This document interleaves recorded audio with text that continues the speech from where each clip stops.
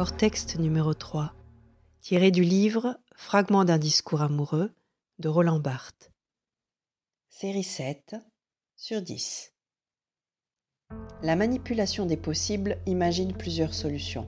Cependant, je traque une figure unique, issue d'un voilement verbal qui ajuste le discours en un huis clos. C'est un casse-tête où dire passe par terre.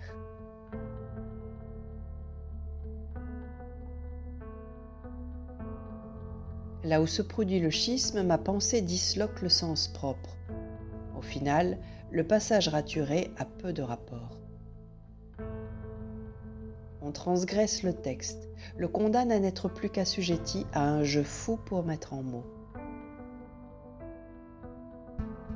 La prolifération du vide recompose le joint lexical. Le sujet et l'objet viennent au mot en même temps par agglutination.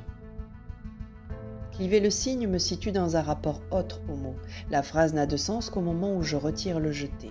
Elle est imprévisible, l'ordre linguistique relève de la dissection. Car la forme ici défaite ne reprend rien littéralement. Elle est jubilation d'autant plus forte qu'elle surgit par découverte et par surprise. On veut obtenir follement l'octroi de ce qui empiriquement saura être dédoublé. J'ai en deçà du dit la nécessité d'en sortir. Il me faut dévier la pensée du côté d'un traitement actif dépiotant l'imagination. La nouvelle vue est une action scrupuleuse que j'assume de formuler. Le récit s'évanouit, ce qui importe c'est la rencontre à travers la langue. L'un doit être nié pour qu'on ait accès à l'autre. On force la raison, on l'amène à la limite de son système, la syntaxe de la phrase est profanée. Subtil désir de vouloir saisir le tissage entrouvert qui figure à l'état latent sous ce masque peau. Surimprimer l'absence dans la présence.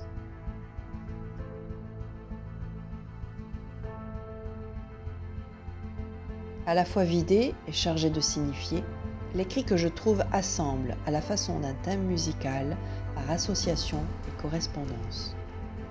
Sous-ensemble de l'ensemble, l'image de l'être est flânerie que j'engage avec la parole de l'autre. Elle l'altère, mais tisse des relations nouvelles. L'emprunt de signe à travers lequel se déclenche dans ma tête une fièvre de langage actionne une manivelle à repêcher le hasard d'une phrase formulée à proportion du vide resté autour.